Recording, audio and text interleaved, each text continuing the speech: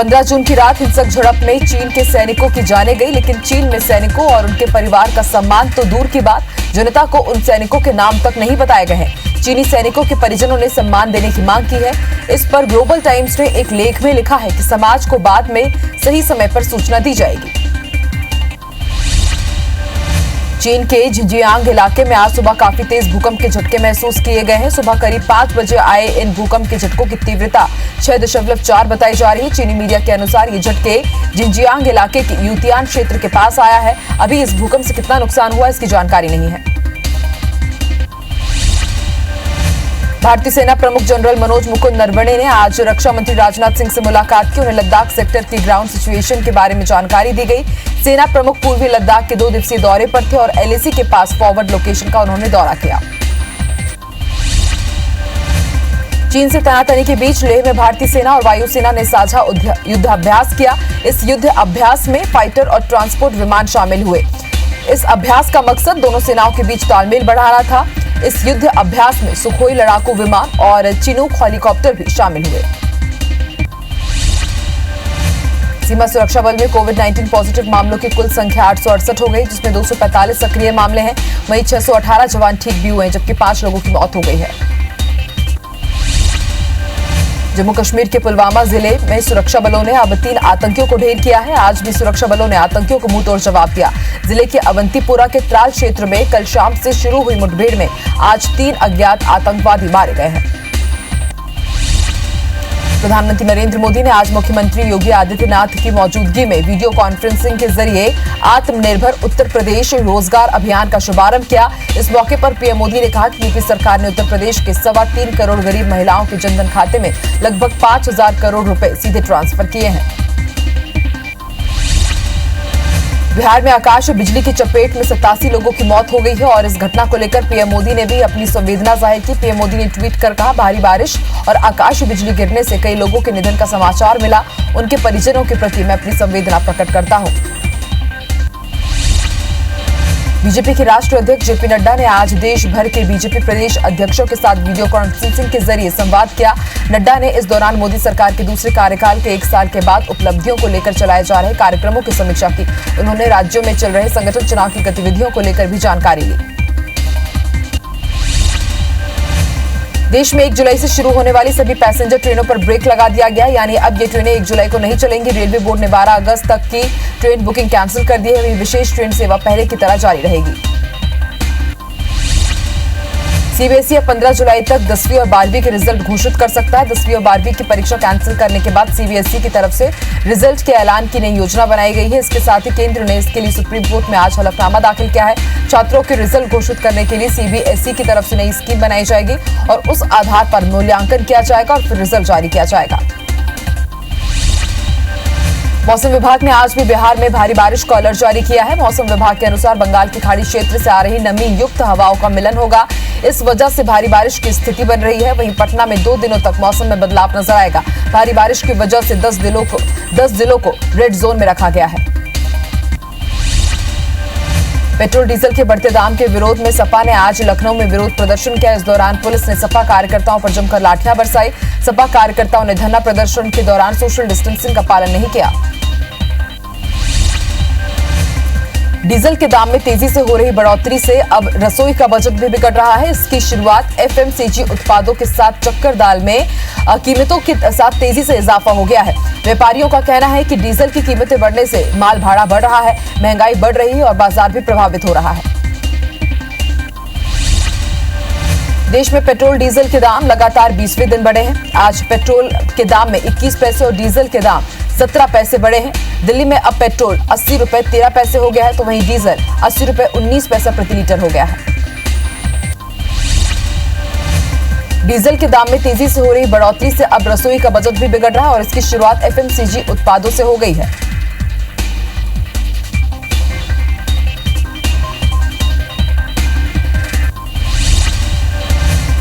Petrol diesel की कीमतों में लगातार हो रही बढ़ोतरी को लेकर कांग्रेस एक बड़े आंदोलन की तैयारी कर रही है। विधायक विकास उपाध्याय ने ट्रांसपोर्टरों के साथ आज बैठक की और आंदोलन की रूपरेखा बनाई है। उनका कहना है कि तेल के लगातार मूल्य वृद्धि को लेकर नायाब तरीके से विरोध कर मोदी सरकार को याद दिलाया जाएगा कि उनके नेता कभी इस तरह की बढ़ोतरी को लेकर क्या बोला करते थे।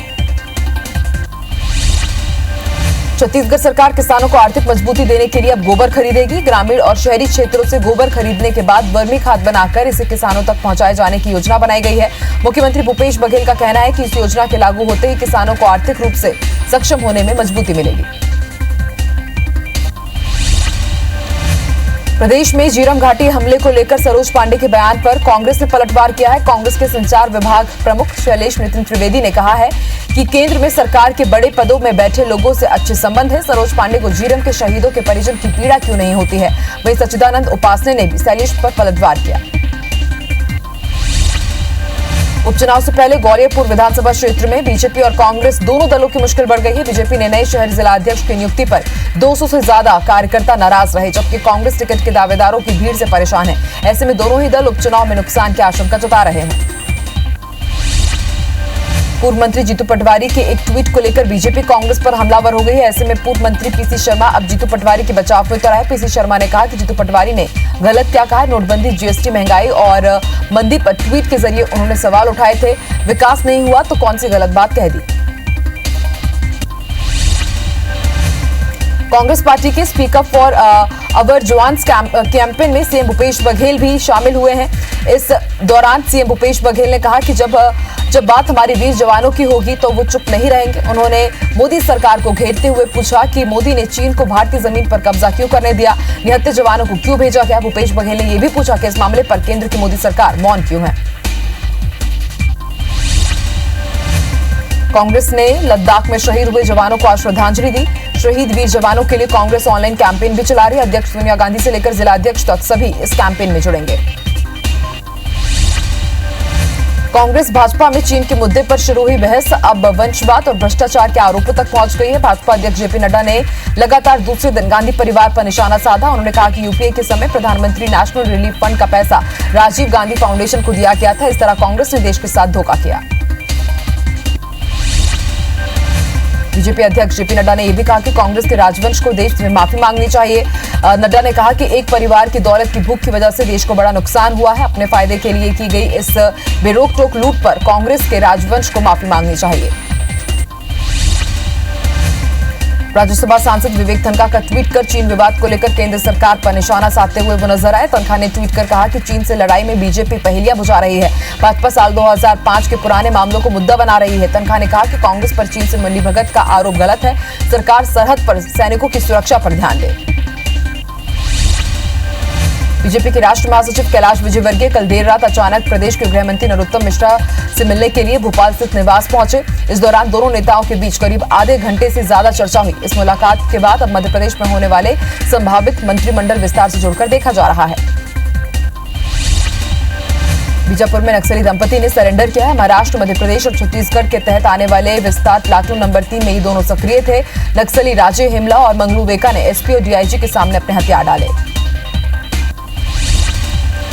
लॉकडाउन के दौरान सोशल डिस्टेंसिंग को देखते हुए बीजेपी की वर्चुअल रैली को अब रायगढ़ में अच्छा रिस्पांस मिल रहा है। बीजेपी की वर्चुअल रैली की व्यूवरशिप में रायगढ़ पूरे प्रदेश में अव्वल है। पूर्व CM doctor Raman Singh, OP Chaudhary, Saroj Pandey जैसे नेताओं की ऑनलाइन व्यूवरशिप और शेयरिंग राजगढ़ में 45,000 से ज्यादा है।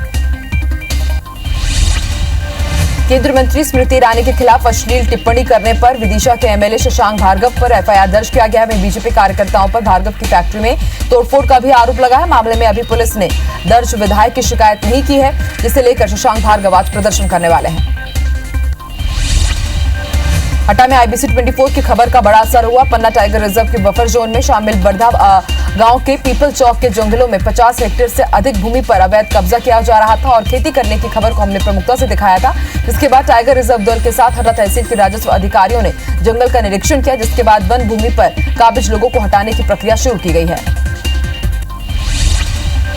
छत्तीसगढ़ के अंदर बस संचालन को भी हरी झंडी दे दी गई है, लेकिन बस मालिक अपनी मांग पर अड़े हुए हैं, इसलिए आज बसों का संचालन नहीं हुआ। परिवहन मंत्री के साथ आज ऑपरेटर्स की बैठक होगी, इसके बाद रास्ता साफ हो पाएगा। रायपुर के माना थाना पुलिस ने ट्रक में अवैध रूप से ओडिशा से नागपुर ले जाते करीब 1 टन गांजे की बड़ी खेप को जब्त किया है। पुलिस अधिकारी ने बताया कि मामले में 6 अंतर्राज्यीय गांजा तस्करों को गिरफ्तार किया गया है। तस्करों से एक स्विफ्ट कार भी जब्त की गई है। फिलहाल पुलिस तस्करों से पूछताछ कर रही है।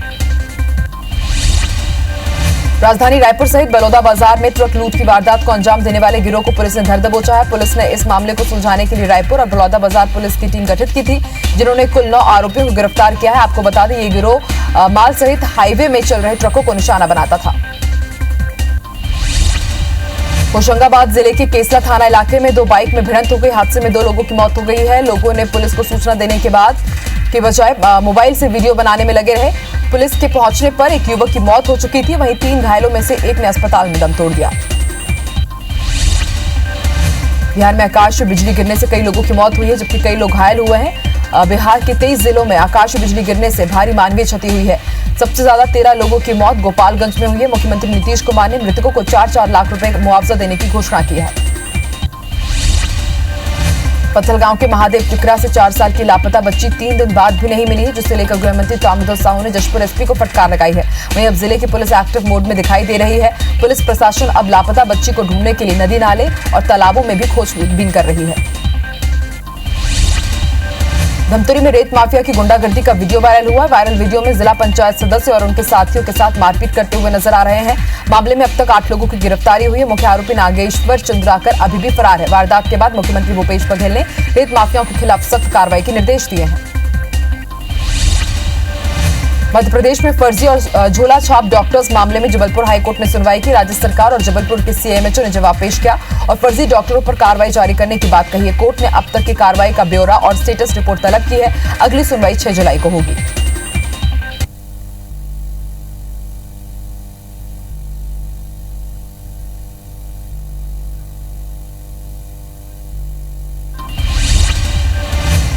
मध्य प्रदेश में गेहूं खरीदी केंद्रों पर भीगे गेहूं का मामला कोर्ट पहुंच गया है। इस मामले को लेकर हाईकोर्ट के ग्वालियर बेंच में एक जनहित याचिका दायर की गई है, जिसमें कहा गया है कि गेहूं को एक साजिश के तहत भिगोया जा रहा है, लिहाजा इस मामले की उच्च स्तरीय जांच होनी चाहिए। याचिका पर मंगलवार को सुनवाई होगी।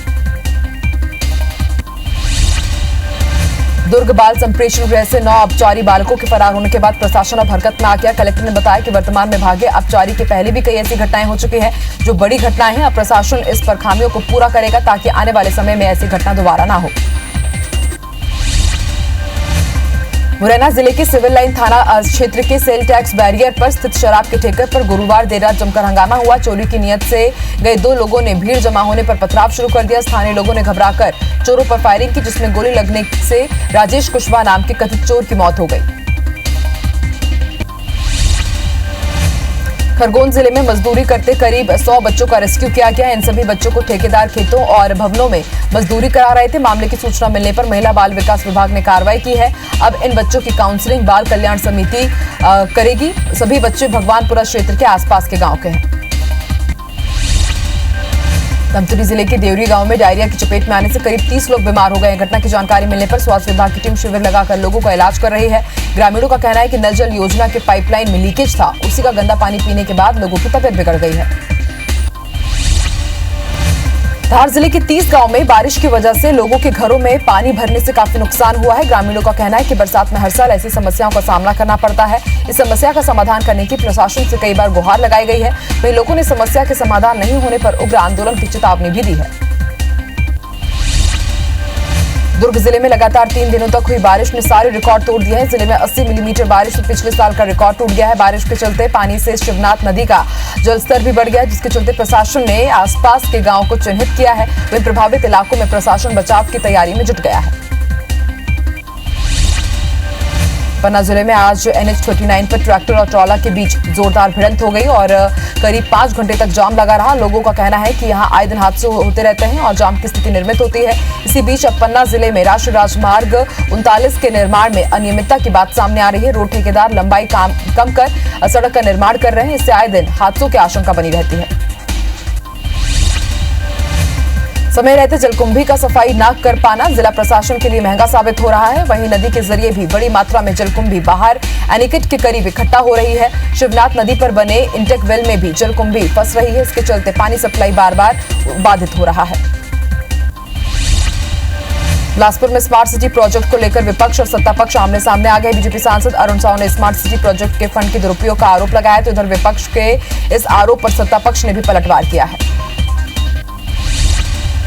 राजम के किरवाई गांव में पुलिस ने मनरेगा के काम में बाधा डालने के आरोप में 17 महिलाओं को गिरफ्तार किया और उन पर प्रतिबंधात्मक कार्रवाई की है। दरअसल 11 जून को राज्य राजस्व विभाग ने कब्जा किए गए बेशकीमती 43 एकड़ सरकारी जमीन को मुक्त कराया था, जिसकी वर्तमान सरकारी कीमत 5 करोड़ रुपए और बाजारी कीमत 8 करोड़ रुपए है। महासमुंद जिले के बागबहरा जनपद कॉलोनी में टिड्डियों के लगभग 400 टिड्डियों का दल 3 दिन से डेरा जमाए हुए है। ये टिड्डी का समूह कॉलोनी के गुड़हल, बेल और छोटे पौधों के पत्तियों को चट कर रहा है, पौधों को ठूठ में तब्दील कर रहा है। कॉलोनी वासी टिड्डियों के दल से परेशान है। जल संसाधन विभाग अबनपुर नहर लाइनिंग कार्य अनियमितता की बात सामने आ रही है। यहाँ पखवाड़े भर पहले ही बनाए गए स्ट्रक्चर में दरारें आ गई है और स्ट्रक्चर पहली बारिश ही नहीं झेल पाया और टूट गया है। इससे नहर का पानी उससे लगे किसान के खेत में भर गया। इस संबंध में एसडीओ ने बताया कि अभी तक ठेकेदार को भुगतान नहीं किया गया है। जितना घटिया कार्य हुआ उसे तोड़कर फिर से बनवाया जाएगा। लोरमी इलाके में मानसून ने पूरी तरह से दस्तक दे दी है। इसके चलते प्रशासन भी अलर्ट है। लोरमी के अचानक मार्ग टाइगर रिजर्व स्थित 19 वन ग्रामों और ऐसे गांव जिनका बारिश में ब्लॉक मुख्यालय से संपर्क कर जाता है, उन गांव में सितंबर तक के लिए राशन पहुंचाने का काम किया जा रहा है।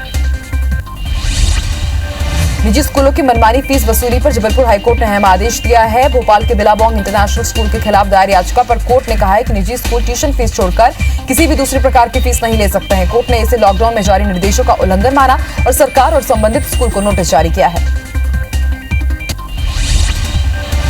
इंदौर में करीब 200 लोगों से 200 करोड़ रुपए की ठगी करने वाले चंपू अजमेरा के खिलाफ एक बार फिर से पीड़ित पुलिस के पास शिकायत लेकर पहुंच रहे हैं। इस बार चंपू की पत्नी के परिवार वालों के खिलाफ पीड़ितों ने शिकायत दर्ज कराई है। परिवार वाले अब पीड़ितों पर प्लॉट का पैसा देकर सेटलमेंट करने का दबाव बना रहे हैं। गृह मंत्री नरोत्तम मिश्रा ने आज पुलिस हेडक्वार्टर में विभागीय बैठक ली। इस बैठक में एक अहम फैसला लिया गया है। गृह मंत्री ने बताया कि बैठक में 4269 आरक्षकों की भर्ती पर सहमति बनी है। जल्द ही भर्ती की जाएगी, जिसके लिए प्रपोजल बनाकर केंद्र को भेजा जाएगा।